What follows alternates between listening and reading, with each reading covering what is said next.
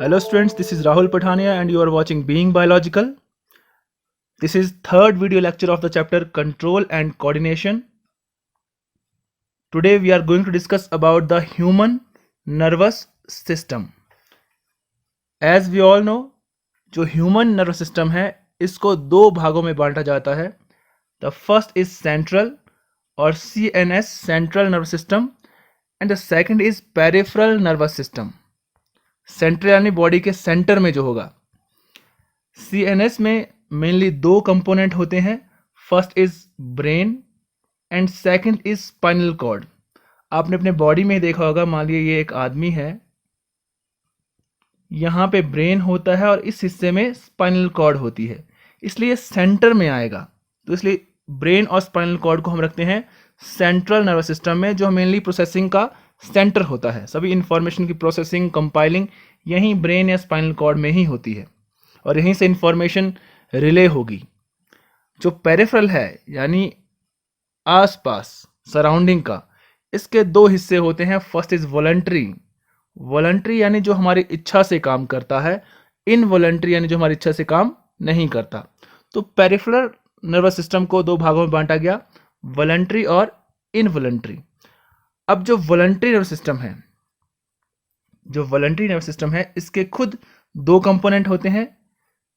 Voluntary nervous system को nerves के द्वारा कंट्रोल किया जाता है. तो इसमें आएंगी क्रेनियल नर्व्स और स्पाइनल नर्व्स. यानी कि कुछ नर्व्स जो ब्रेन से निकलेंगी उन्हें बोलेंगे हम क्रेनियल नर्व्स, और जो स्पाइनल कॉर्ड से जाएंगे उसे बोलेंगे हम स्पाइनल नर्व्स. तो जो वॉलंटरी नर्वस सिस्टम है वो नर्व्स के द्वारा कंट्रोल होता है. इसमें आएंगे क्रेनियल नर्व्स और स्पाइनल नर्व्स. जो इनवॉलंटरी नर्वस सिस्टम है ये मेनली हार्मोन से कंट्रोल होता है, केमिकल से. तो यहाँ पे दो कंपोनेंट हैं, सिंपैथेटिक और पैरासिम्पैथेटिक. तो इस तरह से ह्यूमन नर्वस सिस्टम को दो भागों में बांटा गया. हमने देखा सेंट्रल और पेरिफेरल. सेंट्रल में दो पार्ट थे, ब्रेन और स्पाइनल कॉर्ड, और पेरिफेरल में भी दो पार्ट थे, voluntary and involuntary. Voluntary control होता है नर्व से, या तो क्रेनियल नर्व्स होंगी या स्पाइनल नर्व्स, और जो इनवॉलंटरी है वो कंट्रोल होगा हार्मोन से, जिसमें आएंगे sympathetic and parasympathetic nervous system. अब हम बात करेंगे डिटेल में ह्यूमन ब्रेन की. 10th क्लास का जो आपका सिलेबस है उसमें ह्यूमन सिस्टम का ज़्यादा डिटेल नहीं आता है. वहाँ पे ब्रेन के बारे में ही आपसे क्वेश्चन पूछे जाते हैं, वो भी ओनली शैलो क्वेश्चंस, ओनली ज़्यादा डिटेल में नहीं पूछ जाते हैं आपसे. तो हम ह्यूमन ब्रेन को 10th के लेवल में ही स्टडी करने वाले हैं. जैसे ही आप 11th क्लास में हो जाएंगे तो आपको ह्यूमन ब्रेन बिल्कुल डिटेल में, या ह्यूमन नर्वस सिस्टम जो कंप्लीट होगा बहुत डिटेल में बताया जाता है. तो 10th के लेवल में जितना आपको ज़रूरी है वो आज हम डिस्कस करेंगे. तो ह्यूमन ब्रेन, जिसको हम इंसेफेलॉन भी कहते हैं, इसका जो ग्रॉस वेट है वो लगभग 1200 से 1400 ग्राम के बराबर होता है. एक human brain, adult human brain लगभग 1200 से 1400 ग्राम के बराबर होता है. और इसको पोजीशन के बेस पे तीन भागों में बांटा जाता है. जो सामने का पार्ट होगा उसे कहेंगे फोर ब्रेन, मिडिल वाले को मिड ब्रेन जो सेंटर में होता है, और जो पीछे वाला हिस्सा है उसे बोलेंगे हम हाइंड ब्रेन. तो पोजीशन के बेस पे ब्रेन के तीन पार्ट थे. हर एक पार्ट में कुछ और कंपोनेंट भी होंगे. जैसे ब्रेन के फोर ब्रेन में मेनली तीन कंपोनेंट होते हैं जो बहुत ज़्यादा फंक्शनल होते हैं. फर्स्ट है ऑल्फैक्टरी लोब्स. उनका पेयर होता है एक सेरेब्रम, जो कि ब्रेन का लार्जेस्ट पार्ट होता है, और इसमें दो सेरेब्रल हेमिस्फेयर होते हैं, राइट एंड लेफ्ट. थर्ड है डायएन्सेफेलॉन. तो फोर ब्रेन में तीन कंपोनेंट थे, ऑल्फैक्टरी लोब्स, सेरेब्रम और डायएन्सेफेलॉन. फोर ब्रेन का जो सेरेब्रम है वो लार्जेस्ट पार्ट होता है ब्रेन का. मिड ब्रेन की बात करें तो मिड ब्रेन में दो ही कंपोनेंट होंगे. वैसे मिड ब्रेन का मेन काम होता है फोर ब्रेन और हाइंड ब्रेन को कनेक्ट करने का.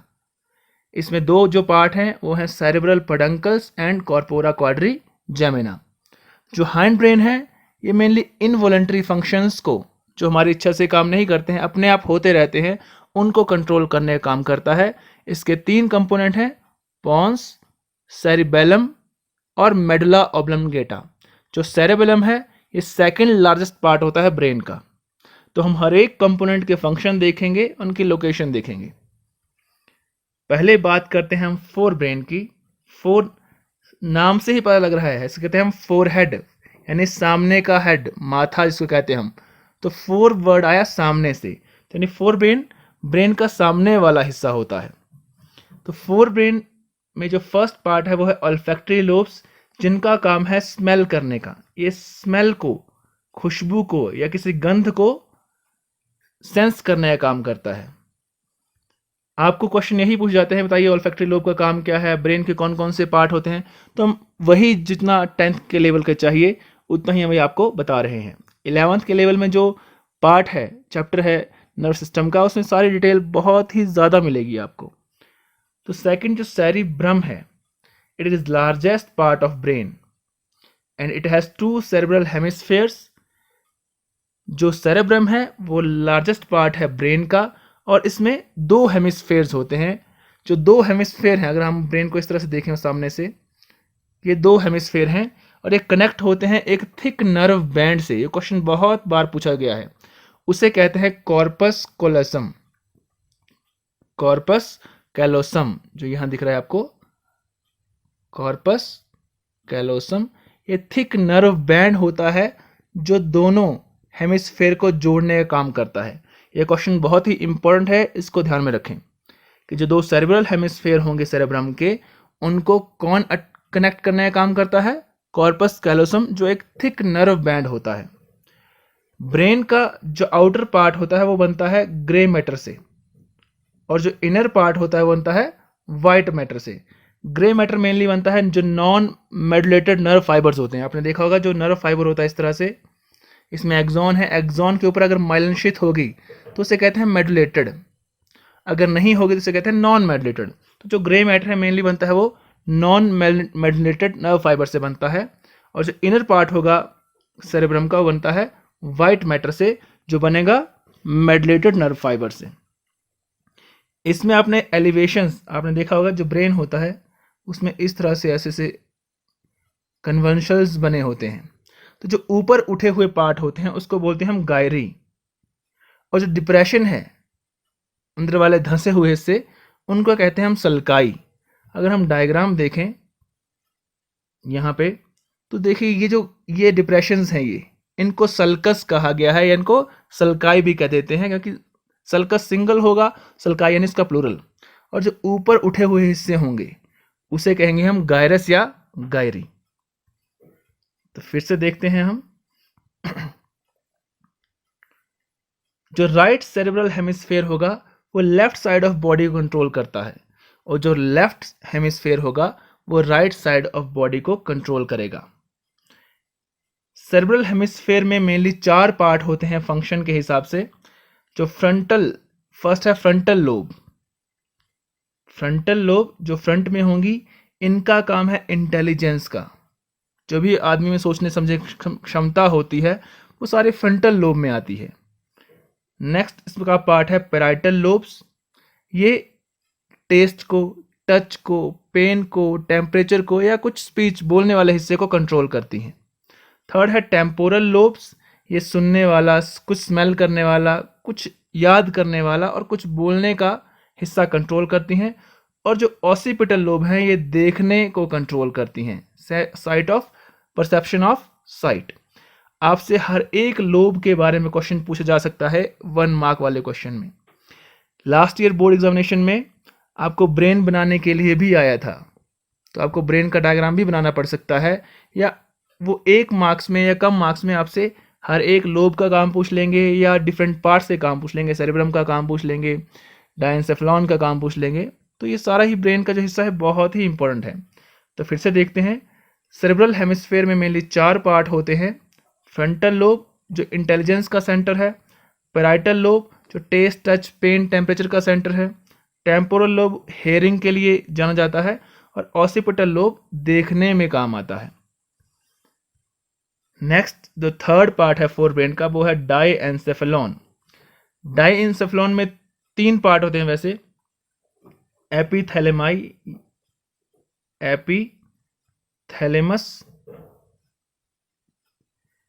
Thalamus and hypothalamus. यहाँ मेनली जो काम करता है वो हाइपोथैलेमस ही करता है, और इसी में थर्ड वेंट्रिकल यानी एक कैविटी होती है, वो डायनसेफ्लॉन में, इसे कहते हैं हम थर्ड वेंट्रिकल। हाइपोथैलेमस का काम होता है हंगर, भूख को, प्यास को, थक जाने को, सोने को, या पसीना आने को, या बॉडी के टेम्परेचर को रेगुलेट करने का। हाइपोथैलेमस बहुत ही इंपॉर्टेंट है। आपने देखा होगा हाइपोथैलेमस हमारी पिट्यूटरी ग्लैंड को भी कंट्रोल करने का काम करता है, क्योंकि इससे न्यूरल हार्मोन्स रिलीज होते हैं। नेक्स्ट देखेंगे हम मिड ब्रेन के फंक्शंस को। मिड ब्रेन का कोई ज़्यादा फंक्शन नहीं, इसका मेनली काम क्या होता है, ये हाइंड ब्रेन और फोर ब्रेन को कनेक्ट करने का काम करेगा। अगर हम यहाँ डायग्राम में देखें तो मिड ब्रेन, जैसे यहाँ आपको दिखाया गया है, ये मिड ब्रेन का पार्ट है। ये आपके फोर ब्रेन, ये वाला हिस्सा, और हाइंड ब्रेन, इस हिस्से को कनेक्ट करने का काम करेगा, फोर ब्रेन और हाइंड ब्रेन को। हमने देखा था इसमें दो पार्ट थे, कॉर्पोरा क्वाड्रिजेमिना और सेरेब्रल पेडंकल्स। तो ये कनेक्ट करेगा फोर ब्रेन और हाइंड ब्रेन को। अब बात करते हैं हमारे इनवॉलंटरी पार्ट यानी हाइंड ब्रेन की। It is posterior involuntary part of brain. Anterior होता है, आपने दो वर्ड सुने होंगे बायोलॉजी में, एंटीरियर यानी सामने वाला, और पोस्टीरियर यानी पीछे वाला हिस्सा, उसे बोलेंगे हम पोस्टीरियर। तो hind brain posterior involuntary part है ब्रेन का, जिसमें सेरेबेलम आएगा, पॉन्स आएगा और मेडुला आएगा। हम हर एक इस हिस्से के बारे में डिटेल में देखेंगे। तो पहले बात करते हैं सेरेबेलम की।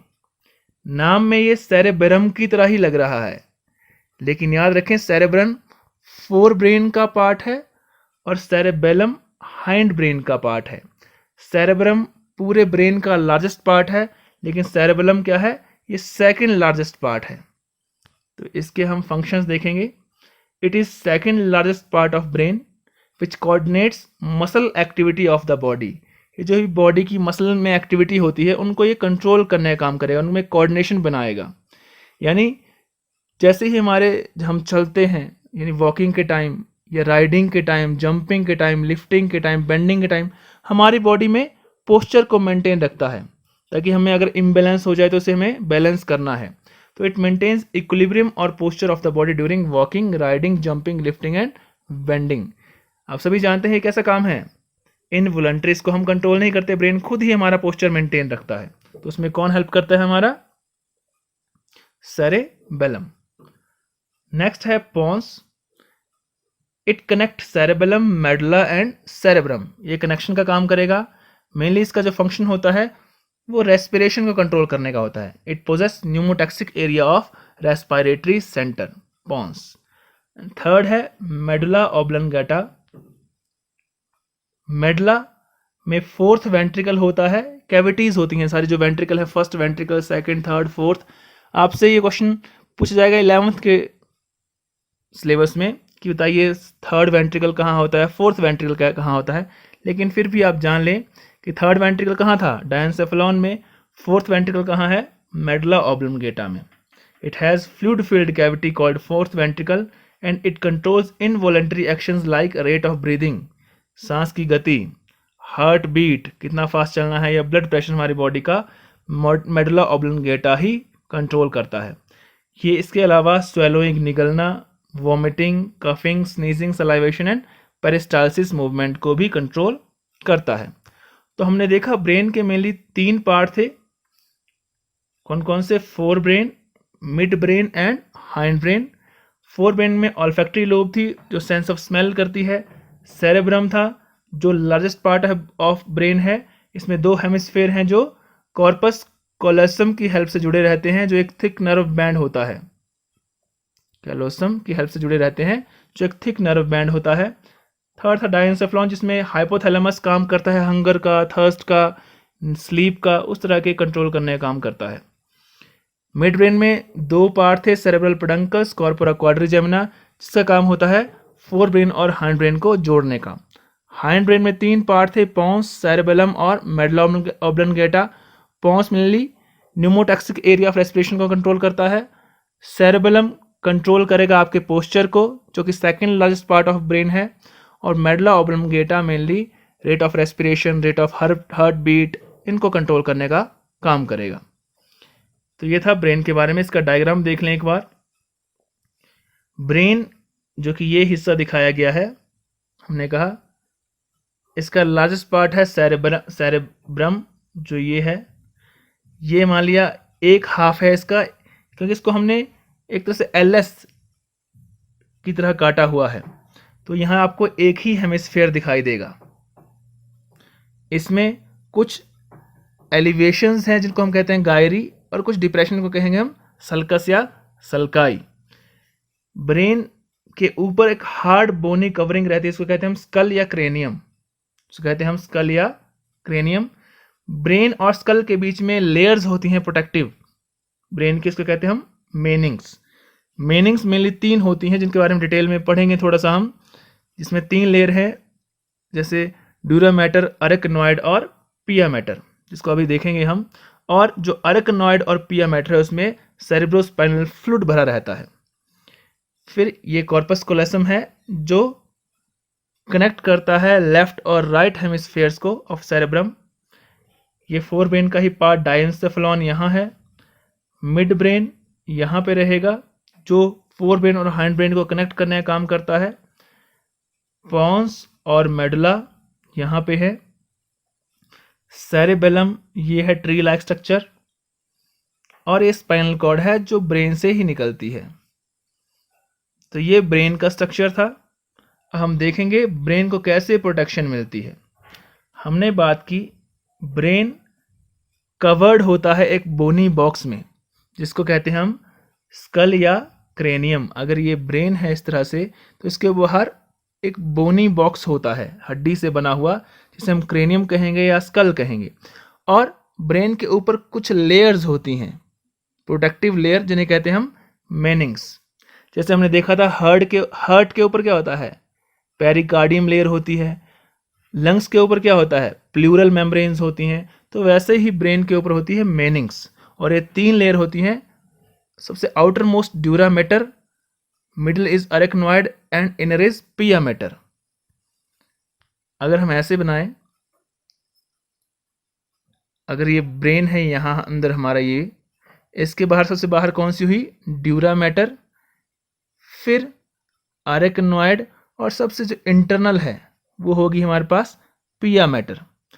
पिया मैटर और अरेकनॉइड के बीच में होता है cerebrospinal fluid, CSF, cerebrospinal fluid, जो कि ब्रेन को वेटलेसनेस देता है, बायोंसी देगा, इसको शॉक से बचाएगा, झटकों से बचाएगा, और कुछ प्रोटेक्शन करने का काम करेगा।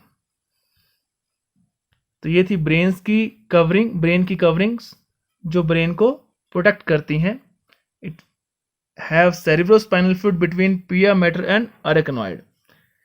अब सेरेब्रोस्पाइनल फ्लूइड क्या होता है, it is clear alkaline fluid which is rich in nutrients, minerals, hormones, urea and respiratory gases. अगर नॉर्मली बताऊं, हमने देखा कि जो अरेकनॉइड थी लेयर और जो पिया मैटर लेयर थी, इसके बीच में सेरेब्रोस्पाइनल फ्लूइड है। अब जो भी ब्रेन से हार्मोन्स निकलेंगे वो कहाँ जाएंगे, पहले CSF में जाएंगे, और CSF के थ्रू पूरी बॉडी में जहाँ टारगेट ऑर्गन तक वहाँ पहुँच जाएंगे।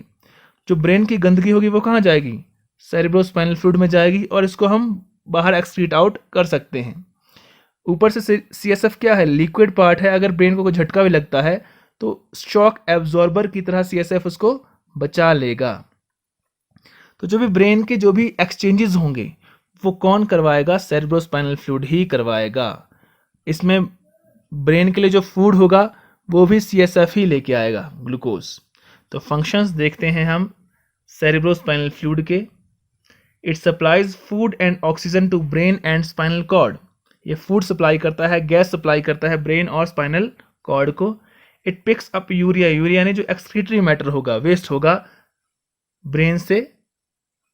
It carries hormone to and from brain. जो हार्मोन होंगे ब्रेन के वो पूरी बॉडी तक पहुंचाने का काम करेगा CSF, और जो पूरी बॉडी से ब्रेन की और जो हार्मोन्स आएंगे वो भी CSF के थ्रू ही आएंगे।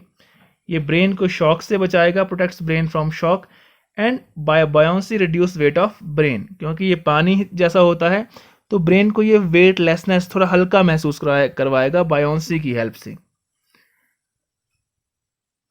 तो अब बात करते हैं कि ब्रेन के टिश्यू कैसे काम करते हैं। Nervous tissue collects, process and conveys final information to related muscles which do final action. Brain के जो भी इंफॉर्मेशन होगी वो न्यूरॉन्स कलेक्ट कर लेते हैं, जो चाहे वो क्रेनियल नर्व हो चाहे स्पाइनल नर्व हो, वो कलेक्ट कर लेंगे और मसल तक पहुंचाएंगे जिसको फाइनल एक्शन करना है। आप देखें ये जो नर्व इम्पल्स हैं मसल पे आने के ऊपर कैसे फंक्शन करवाती हैं। जो मोटर एक्सॉन होंगे मसल के नज़दीक वो एसिटाइल कोलाइन एक न्यूरोट्रांसमीटर रिलीज करेंगे। न्यूरोट्रांसमीटर जो मसल के ऊपर रिसेप्टर होंगे वहाँ अटैच हो जाएंगे। मसल के ऊपर अटैच होते ही जो न्यूरोट्रांसमीटर है, जो इम्पल्स होगी तो मसल फाइबर में से ये कैल्शियम आयन्स रिलीज करवाएंगी। जैसे ही कैल्शियम आयन रिलीज होंगे, जो मसल के एक्टिन और मायोसिन फिलामेंट हैं वो आपस में क्रॉस ब्रिज बनाएंगे और कॉन्ट्रैक्शन हो जाएगी जिससे मूवमेंट हो जाती है। फिर से देख लें कि जो नर्व्स हैं ये इन्फॉर्मेशन पहुंचाते हैं मसल्स तक, ब्रेन की या स्पाइनल कॉर्ड की जो भी इन्फॉर्मेशन होगी मसल्स तक पहुंचाएंगे और मसल हमारी कॉन्ट्रैक्ट होके कोई एक्शन करेगी। तो जो नर्व है उनके एक्सॉन वो मसल की एंडिंग के पास एक न्यूरोट्रांसमीटर जैसे एसिटाइल कोलाइन रिलीज कर देंगे। एसिटाइल कोलाइन जो न्यूरोट्रांसमीटर होंगे मसल में वहाँ पे आके अटैच हो जाएंगे, मसल की पोलैरिटी चेंज हो जाएगी मसल फाइबर की और एक कैल्शियम आयन रिलीज करेगा अपने एंडोप्लाज्मिक रेटिकुलम में से। जैसे ही कैल्शियम आयन रिलीज होगा तो जो मसल फाइबर के एक्टिन और मायोसिन फिलामेंट होंगे वो क्रॉस ब्रिज बना लेंगे और मसल कॉन्ट्रैक्ट हो जाएगी जिससे मूवमेंट हो जाएगी। इस तरह से हमारे ब्रेन के सिग्नल्स ट्रांसलेट होंगे एक्शंस में। तो आज हमने देखा ब्रेन की डिटेल्स कि ब्रेन क्या होता है, ब्रेन में कौन कौन से पार्ट होते हैं, कौन कौन से फंक्शन हो रहे हैं। नेक्स्ट लेक्चर में हम पढ़ेंगे कि प्लांट्स में किस तरह से कंट्रोल एंड कोऑर्डिनेशन हो रहा है। होप आपको अच्छे से समझ आया होगा। इसी तरह अच्छे से घर बैठ के पढ़ाई करते रहें। Thank you, have a nice day.